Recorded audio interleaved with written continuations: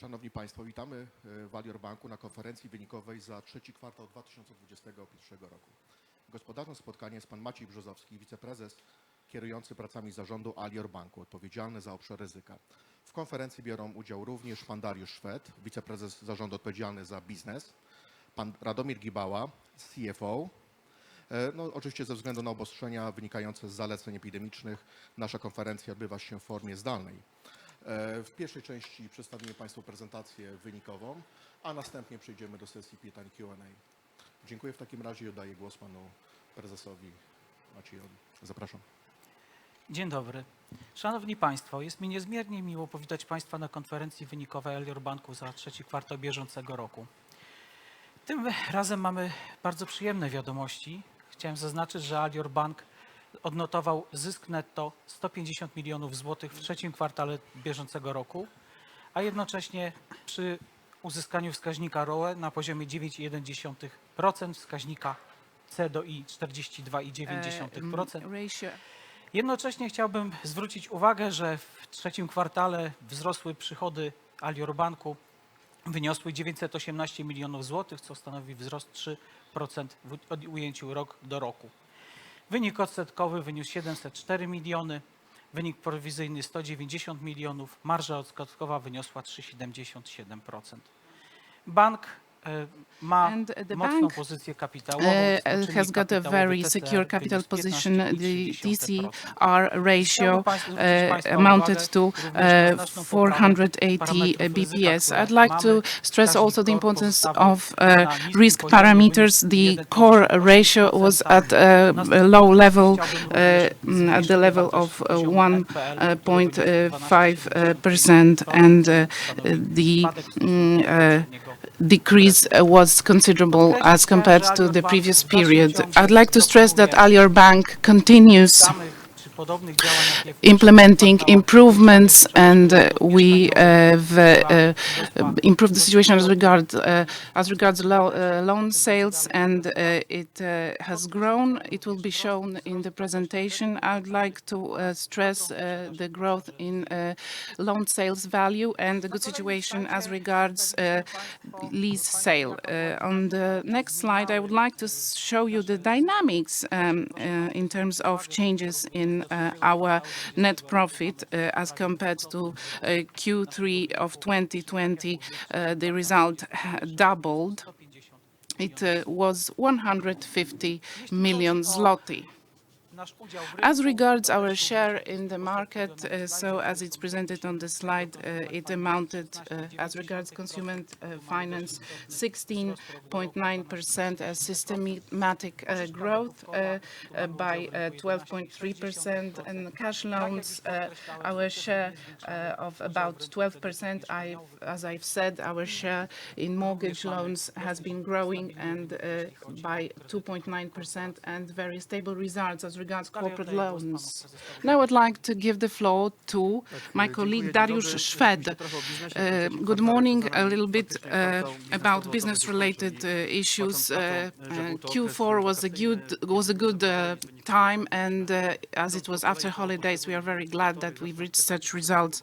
So first of all, mortgage loans. This is something which is of great interest, and I'm really glad that you are interested in those loans. It's of course a positive pressure for us. So quarterly, there is this 2% decrease. We can explain it because, as you remember, Q3 of 2020, when Alior did not increase on contribution, and it allowed us to reach a historical result. So now we reached the level of 940 million. It's a bit less, but quarterly we can see that sales have grown, and the same situation applies to our clients, the number of clients, and I must say that these are very important clients to us, because in terms of relationships with clients and building these relationships, it's a very good situation because we can cross-sell products. I would like to also say that we are very proud of our sale of cash loans. Because of the pandemic, the level was low. last year, but starting from Q3 after holidays, the sale of cash loans rebounded. So we are very glad that we have reached this level. And CF, this is a great advantage, and we can see that there's been a decrease, but Q4 is always the strongest one because people tend to consume more and buy more as of the end of the year. So we do hope that as of the beginning of the year, the sales will keep growing. However, it's still at a good level. We are satisfied with. A little bit more about sales of mortgage loans. I presented some general information, but now here are some details. And there is this growing dynamics, which has been a great success. We are very glad that you're reading our analysis of our presentation. We are building a good basis of mortgage loans. This is one of our pillars, which is very important. The other one is lease sales. So market share is stable, 4 percentage points as compared to the same quarter in 2020. The share was higher, but the own contribution was higher at that time. So we are now working on improving our offer. In fact, we decided to extend our offer by adding on new cities so that the results are better this quarter. We also have modified the margin for the best clients in this Q quality related ranking. We've decided that we would give them a lower margin, and effective building of a lasting relationship, our stable client base. This is a very important thing. These high in calories products which are sold to our clients, this is of great importance because we continue selling them more and more personal accounts. This is what we aim at developing. This Jakże Osobiste account is a very important product. We would also like to talk about the importance of not only a growing number of clients. This is a good starting point, but what we are satisfied with is also this new advertising campaign on TV, which promotes mobile remote payment, and this campaign has brought good effects. It's been highly appreciated, and the number of clients is growing. Their toll payment and other types of payment, it's growing considerably. It went up to 230,000. And as regards digital channels, it's worth mentioning, as we remember, the pandemic has played a role here. So we need to take account of that. The world has changed considerably. Also, the number of our digital clients is growing constantly, and year on year, we can see that 20% of mobile app users more. This is what we have as a result, and we still manage to maintain this trend. This is an overall trend, but we are, however, very proud of that, and we are proud of the fact that people tend to use more and more this mobile banking app, and more clients using BLIK application. This is what we are really proud of. A bit more what we are doing as regards some programs which are presented in these slides. So we are very satisfied with the fact that clients who so far have used this Huawei phone app, now they have access through our own apps, Alior apps, to this kind of services. People appreciated highly these services. BLIK online products is also something we are very proud of, and any client who has a loan has access to big products report in this cyber security aspects, and considering them, this is very important to have access to this kind of reports, of course. And something which is also important and needs to be stressed is we are back on TV. There's this TV TV campaign. More and more ads will be available, which will show you more details. We missed it a lot. We can see that these campaigns are really efficient. The number of transactions is growing thanks to that. Maybe not directly, but indirectly, it has had an impact on sales growth. I will continue with this. And here, NPS, something to be proud of. Why not? Growing trends as regards indicators, and an average for banking sector is 25 points. Now it's 36. So we are maintaining this trend. It will not be an easy thing, but we will continue maintaining the trend. And now our corporate customer, this is something we would like to explain in details. Looking at the biggest consumers in this sector, this volume-wise sales has been lower. It's lower in Q3. The conclusion is simple, because in Q2, in fact, we have two consortium-related loans which increased this volume, and in Q3 we got back to our average level, 1.1 billion, but we would like to achieve more, and this is a benchmark we would like to achieve, 1.5, and this is what we will face in the next quarter, and I think we will manage to do that. As regards macro customers and this kind of loans, a slight decrease, as I said, we have maintained the previous level, and this increasing trend is now slower, but we would like to maintain it. And looking at this year, between 0.39 and 0.38 and 0.4, it's something which is within our ambitions. But of course, we have higher ambitions, and of course, when we have to act within a high risk regime, the situation is different. So the conclusion is that the level of our sales are a bit below our ambitions, but we have appreciated what happened so far, and we have ambitions that it grows faster in the future. About our corporate clients, the same situation as in the case of retail customers, so a lot of growth, and what I'm really satisfied with is the number of clients who are using these accounting and transaction systems, and this is one of the best clients, because thanks to electronic banking, our customers can remain loyal to our bank. We will keep polishing this system and its functioning. And now, as for people who pay their taxes and ZUSes, the number of these clients is growing, and this is a good sign to us, telling us that everything is getting back to normal.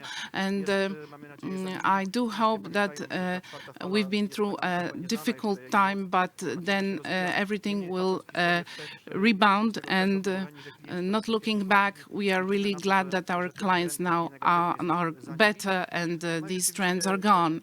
So what I would like to stress is the growing number of customers by 5% as compared to 2020. It's growth by about 13,000 customers. It's a net value, which is also a good reason for being satisfied. And some public programs, as we had to cover this BGK guarantees, and we've also already reached almost 100% of coverage. So, however, this 99 level of our ambition is something we would like to maintain, as we said before. So, a new cell in this new sales situation as regards the small segment. And this gives us the overview of the situation as regards the security of the portfolio for the future.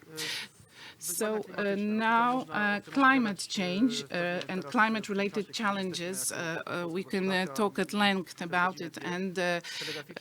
But briefly speaking, Alior is there. We are present there. We've set very ambitious objectives and goals as regards these EU programs and governmental programs. Whenever there is a need for a loan, we are there for our retail customers, and we don't make a difference between retail customers and for the corporate ones. We are available to both type of customers. And as regards this cleaner program, we've been a pioneer, and there's another bank which joined us. However, we have seen a growing volume of loans sold, and we believe that the TV campaign that we're going to see in NF8 is going to reinforce us in this segment, and customers must really raise awareness, and they are more and more aware, and this should bring tangible benefits for Alior. As for environmental activity, we always want to be present there. We announced that in our strategy.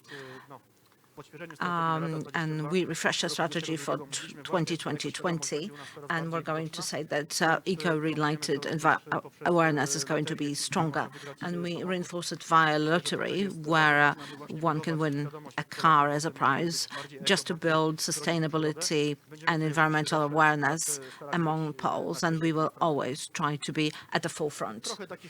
A number of figures that are related to our support environmental causes. We have concluded over 187 loan agreements for over 6 million Polish zlotys. This is a path where we're going to be present and build growing volume. We're also present in housing cooperatives and housing condominiums, where our customers can modernize and upgrade their housing in heat installations. So over 6,000 households are using our support, and we have estimated our contribution to the reduction of carbon emissions, and we indeed have had around 13,000 tons per year, which is something that to draw attention to.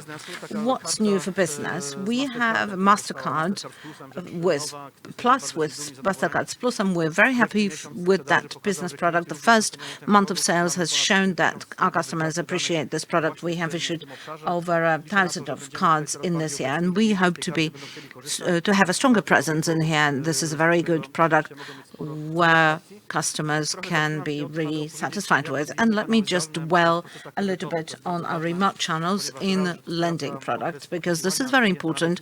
This reduces the waiting time and lifts the burden of our staff, who can then focus on customer relations with business customers. So this volume and the number of decisions for new sales in the small business segment year on year is very impressive. We haven't just stopped at that. We will continue to grow, and we want to make sure that the decision time is as short as possible and the credit volume and the loan volume is as high as possible. We want to join forces to deliver that product. And let me draw your attention to the fact that in our self-serve center for customers, over 30% of all of the after-sales instructions are handled in remote channels, and we're going to grow that channel as well and fuel it with new solutions.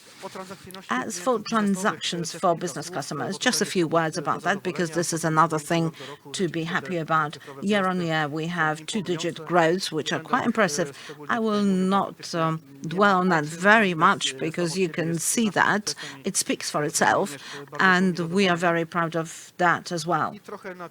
And a few words to complete is something about our group companies, Alior Leasing. Like I mentioned, mortgage loans, this is where our volumes are growing the most.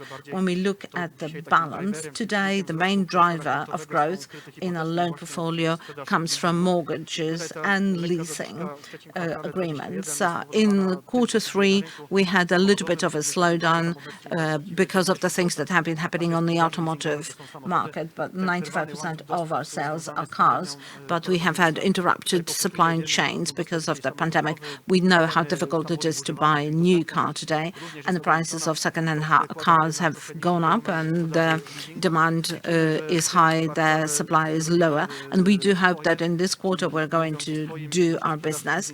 That means that we will sell leasing between 280 and 300 million per, and we want to stick to that volume. We hope that this will be attainable, and we can see that leasing with corporate banking have been collaborating quite increasingly, and we will find new financing options for new items.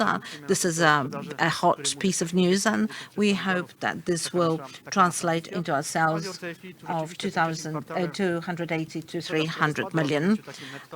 We have seen some declining growth in the second and third quarter because of the holiday period in debt funds, and we had some short swings in debt products, and this reflected in a smaller appetite among our customers. And towards the end, we also materialized information about the increased interest rates. This always means that customers would shift from investment products to savings products. The interest rates have not really been raised for our deposits, so we have no short-term plans on that. But mentally, customers always expect increased rates on term loans. Looking at the last month's sales, I think nothing bad should be happening here on the horizon. And to complete that, our brokerage house, we continue the trend from last year where we had the highest commission growth. We can see that this year today. This is one of the most significant contributors to our commission income, and my colleague will tell you about that very soon.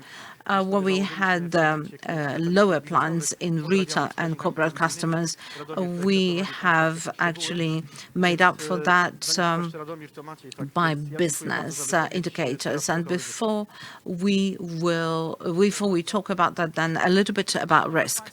Thank you very much, ladies and gentlemen. As regards risk, let me begin very simply that we continue to do our business. And on the first slide, you see our loan portfolio and a cross-section of our portfolio. Overall, we have a slight increase in the individual customers segment. That's 60% up to 40%. That's a relationship. And as for the segment of retail customers, I'd like to draw your attention and highlight something that Dariusz has just mentioned, that we have an increase, a noticeable increase in mortgage loans, housing loans. This is something that I mentioned before and something that makes me very, very happy, because that means that step by step we are changing the structure of a balance sheet to make sure that it is less sensitive to all kinds of turbulences that might occur. As for the business customers segment, quarter to quarter, we haven't seen any significant changes, but I'd like to echo that and echo what Dariusz just said. We have been increasing our presence in leasing services, and this can be seen in our structure of the portfolio. What happens later? What do we continue? Look, please, at the left upper corner, a significant decline in impaired loans, because our bank is growing, is working very hard to lift that balance, to lift that burden. This is at 12.75% of difference, which is quite visible. And like I said before, we have been taking a number of steps, write-offs, and we sell some of our debts. As regards the reserve coverage ratio, it has grown by 755, and this is a very satisfactory ratio, and hopefully it will remain at this level, or it will slightly decline due to our actions within the non-working loans. The cost of risk, which is very important here, and I would like to highlight that, do pay attention to the following. It has been very stable throughout this year. This is yet another quarter, like you saw that it was 1.48, and now we have 1.58 in quarter three. There was a slight increase in quarter two, 1.71%, which was explained by the reduction of our NPR levels, and there were some additional connections related to the write-offs. So that was explained during the previous presentation. As regards the cost of risk by segments, you can see it in the lower right corner. So for corporates, it's 32.1, and retail is it has been very stable, 1.02 in the third quarter, in 1.14 in the first quarter. So it has been very stable, which is really very important in terms of risks. So there is some stability in what we have been doing, which of course also means that we will continue this type of action to reduce these factors and these ratios. This has been the overview of our cost of risks. And let me just highlight again that we have seen a decline in cost of risk and an improvement in the quality of our loan portfolio, and we are very happy to acknowledge that. Now, next slide. We present the benefits that we derived from our change policies and risks. So there has been a stabilization of the cost of risk at a lower level, like we show here. So 161 after 3 quarters. And looking at what we think this might develop in the future, let me say the following. In my opinion, we have been watching our customer behavior, and they're behaving very well, even though last year we were very much afraid of the COVID situation and some turbulences that those customers might be having because of COVID. But now the behavior has improved. They have been repaying the loans. So there is no Armageddon that everybody had expected last year. And if this persists, then we hope that we will maintain the risk factors by the end of the year at this very level. And of course, it is too early now to say that we're going to change our strategic targets. We have been really very cautious at 1.9, but if the macroeconomic scenarios and customer behaviors are maintained, then I think things should be improved, and it should be closer to what we have now, rather than closer to the target that we indicated in our strategy. So I do not want to be overly optimistic, but if that persists, then the situation should be very nice and pleasant when it comes to our situation in this respect. And let me just reiterate that we will continue to take measures to improve the quality of our portfolio and improve our creditability assessments, to improve our portfolio further, while sticking to our sales targets, which we will continue to fulfill. As for further slides, you can see the cost of risks at the bottom right in this graph. So I will not really comment on that. I have already done that. We have cost of risk in individual segment and so on. You can see what it looks like. And then a few words about the quality of our loan portfolio and a little bit about our delayed or overdue loans. We have a declining trend in overdue loans, which is again very good news for us and for the market. And one other thing, very briefly, as for capital ratios, the situation has been rather stable. 13.48 Tier 1 coefficient, TCR 15.30, and we have quite a margin versus the statutory minimums that are required. As for LCR, we closed this quarter at 156%. And that is it. Thank you very much. This has been my brief info about risk. Thank you very much, Maciej. Hello and a very good morning to you. Let us take a look at our profit and loss account. Let us start with income. Historically speaking, Alior Bank, 80% of its income was derived on interest income, and now you can see it's closer to 75%, which means that we need to pay more attention to commissions and fees. And year on year, you can see that our income has grown by 3%, whereas the commission income has grown by 20%. I will present that in more detail on another slide, but just a few words about interest. As you can see, the interest income has been growing quarter to quarter by 3%. And the first word of comment that I would need to make on the slide below, this is still burdened with returns of commissions on day-to-day loans or current loans. And of course, it is slightly lower. As you can see, it's 51 million versus the previous quarters. And we hope that this trend will persist and the burden will be lower. And this result is still affected by a lower margin in our portfolios, and we have been operating at lower interest rates.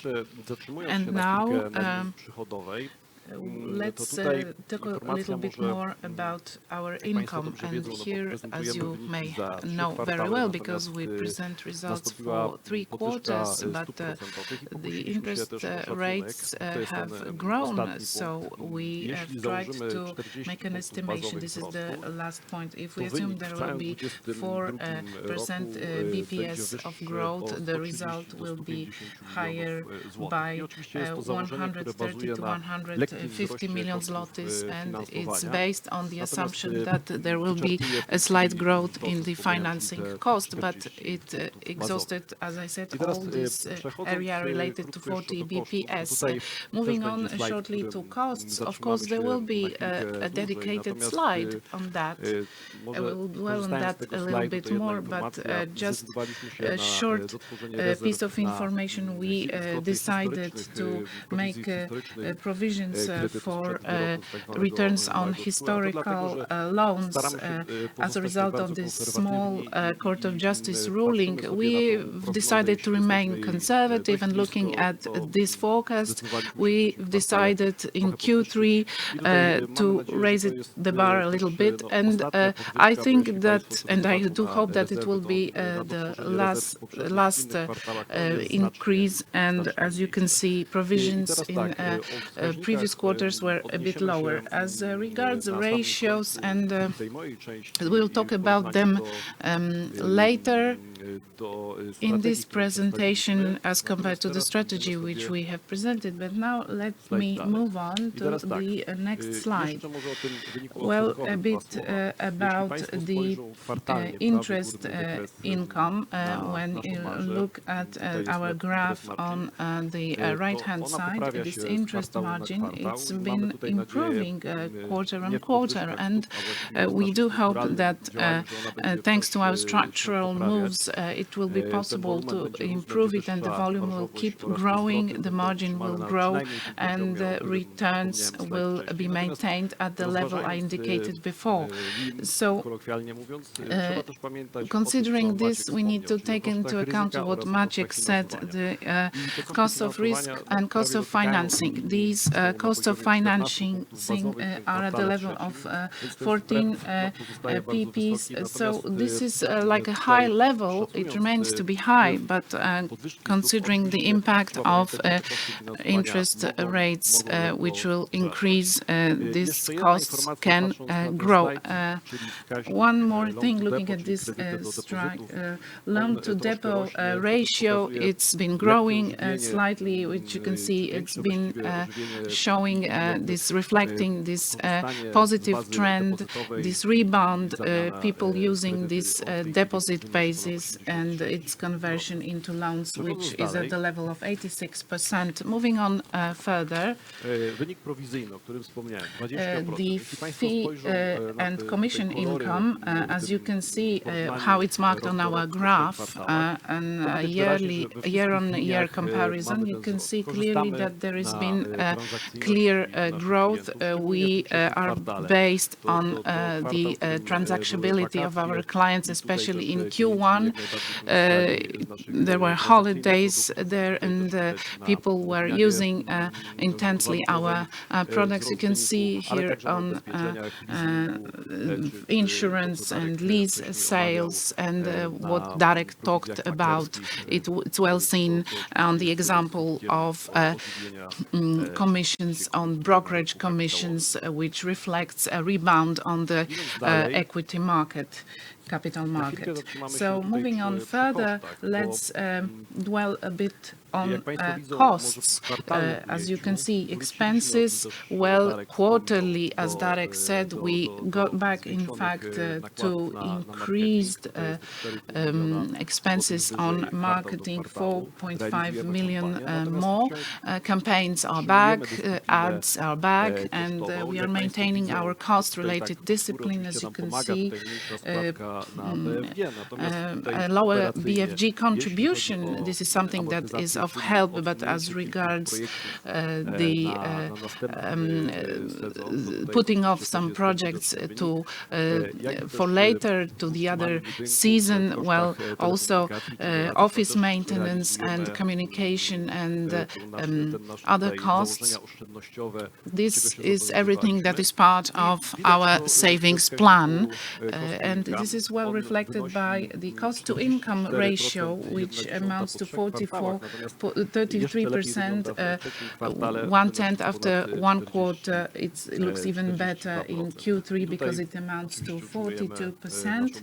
And here we have maintained our forecast, which means we will stick to what was said during the strategy update, which means that in 2022 it will not exceed 43%. Short comparison, a quarter-on-quarter work-in, this is what it's called. Well, where do we have this result from as compared to Q3 of 2020? We started from 82 million. So as you can see, as regards structural factors, how do they work? Commission-related results, 20 million, and cost, general administrative expenses, 14 million, and better macroeconomic environment gives us 38 million, and after the deduction, you can get 150 million as of this quarter. So as I said before, we refer every quarter to our goals, which were set in spring this year. And Darek talked a lot about the business volume. I will not repeat that, but as regards assets, we maintain this at the level of 89 billion, and this is done mainly thanks to our actions on lease sales and mortgage loans, but we are also expecting some changes in corporate segments. And two things about profitability. The return on capital is at the level of 7.8% after 3 quarters. We said it would be more than 5%. Please pay attention to the fact how this perspective has been changing. And these 2 quarters, we can say, these COVID quarters and the COVID environment has had an impact on the result. So now we are more ambitious, and our aim is to have a higher cost of capital. So as regards the interest margin, it has not yet reached the level we talked about, but the environment itself and our efforts will be there so that it becomes higher. So, but once again, I would like to stress one thing. Please relate it to the cost of risks and cost of financing. See, cost to income ratio at the level of 44%. So this is a very comfortable situation, and we feel that we'll be able to maintain this ratio in 2022. As regards risk, Maciek talked about it. I will not repeat myself. So within this unchanged macroeconomic environment, we are able to think in an ambitious way about fulfilling our objectives for this year.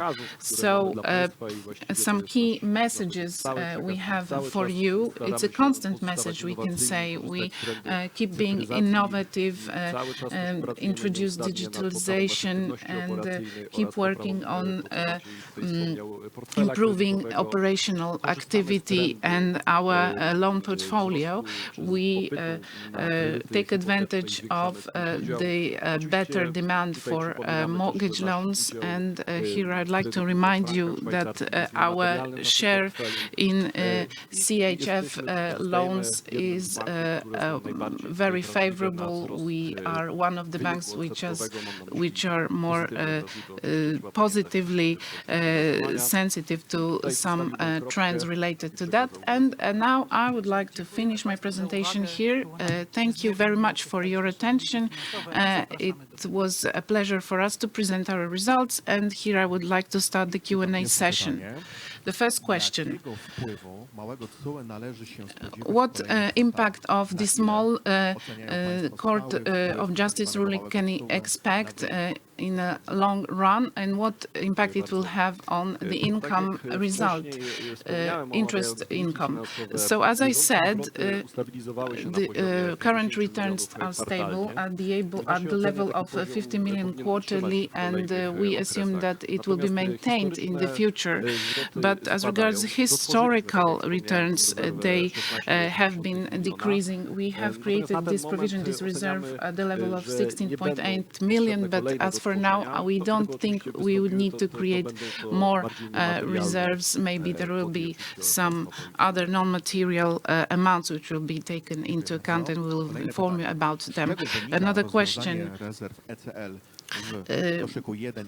the ECL reserves within the business client basket, do you think that they will be cancelled or not, these reserves? We can talk about it at length, but the first thing is to improve the loan portfolio quality. As I said, less clients are in a worse situation than we assumed.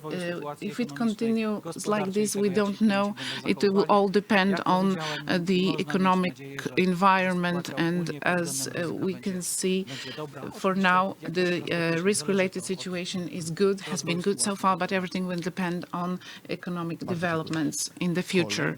Now, another question: after the interest rate increase, have you noticed as a bank lower interest in mortgage loan? We don't think it could be related because historically speaking, Q4, and when analyzing previous years, the fourth quarter was always a quarter where these loans were not sold so much, less application from our customers. So I don't think we should worry here, and we don't see any link between interest rates and mortgage loans. I think that customers are still interested in these loans. We modified the margin, we lowered the margin, and we targeted our offer to bigger cities. And even though the interest is lower, we think that everything we have done so far in order to prevent the decrease will make the situation even better. Thank you very much. Thank you for your answer. It's a very interesting question for the future of the bank. As regards a better situation of related to financial results, do you consider paying the dividend for 2021? And when can you start paying this dividend? I think that this year we don't plan to pay the dividend, but looking into the future, we do think that we will be able to pay it. However, it's now too early to talk about it, and we will inform you about our plans. But we are really happy to get this kind of questions. Some time ago, we wouldn't get this kind of question. Okay, thank you. Thank you.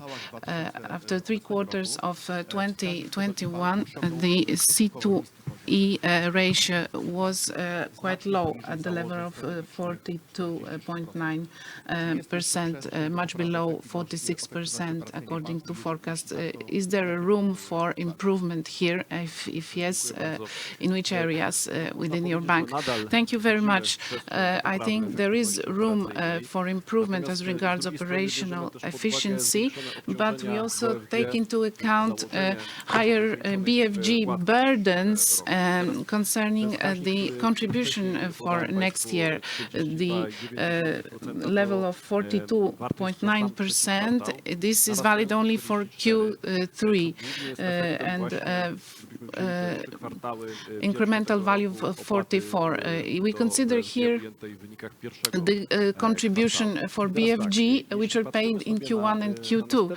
When looking at next year, and despite the costs, we do allow that C2I ratio might decline in comparison with the current level. But we constantly maintain the 46%, more or less, and not more, because when it comes to measures, there might be some pressure on costs. But as that was for the upper part of the equation, and as for the denominator, if we assume that the first increase, then this is already high, and we feel, like I said, that we feel some minimal comfort that we're going to retain it under 46%. Thank you. Another question from this group, very quickly. Which costs and groups of costs are most likely to be affected by inflation? Well, what I'm going to say will be understood quite commonly, because when we look at the current consumer inflation rate, then certainly we need to brace ourselves for salary and wages pressure. And I also mean rents and also IT costs, direct and indirect. And we can also consider other costs, but these 3 categories will really be very important when answering this question. Thank you. Next question. Do you feel inflationary pressure on bank salaries, on your payroll? Well, I think it's not just our bank, just any business in Poland must feel this kind of pressure. This is a normal phenomenon in times of inflation, and we are going to monitor that and react accordingly. And a question which is asked very often from the media: are you planning to change interest rates on your savings accounts and time deposits?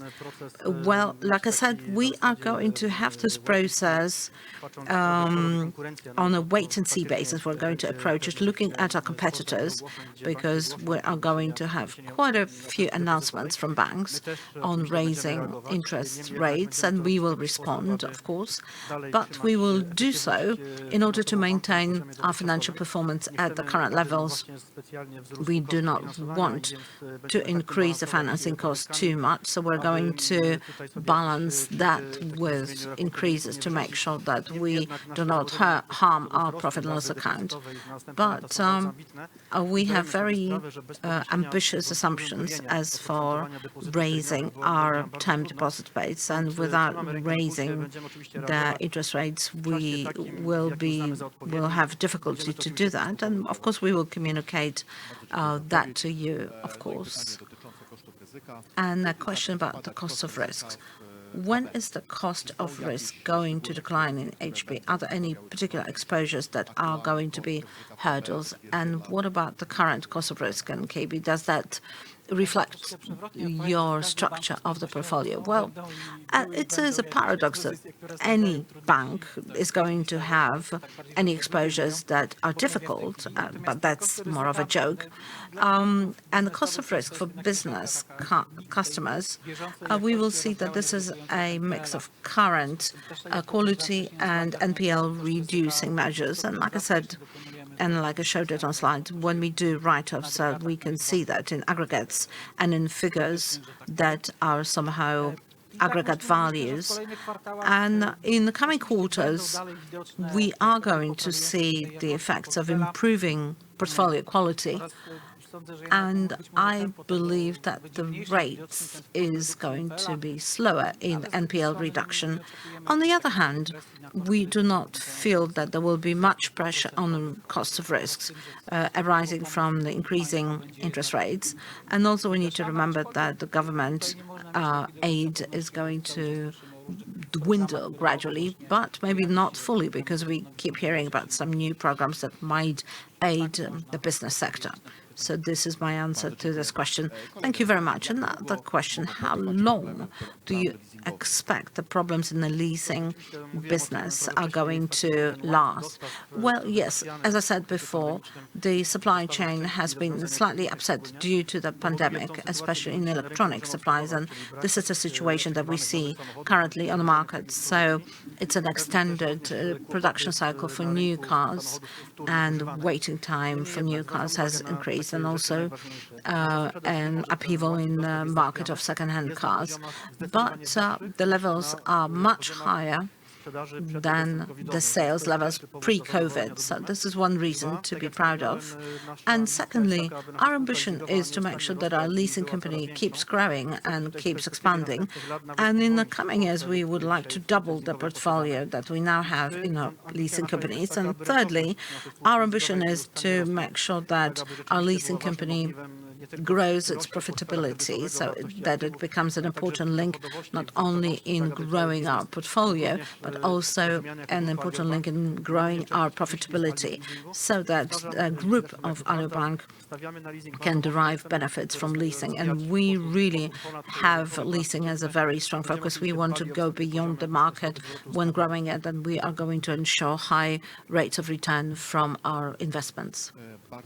Thank you very, very much. And one other question: the share of CHF loans is marginal in your portfolio, so for Swiss franc loans. And do you feel any pressure in that regard? No, we don't feel any pressure in that regard. Alior has a low share of mortgages in Swiss francs, and no issues, no concerns have been noted, no increased pressures have been observed.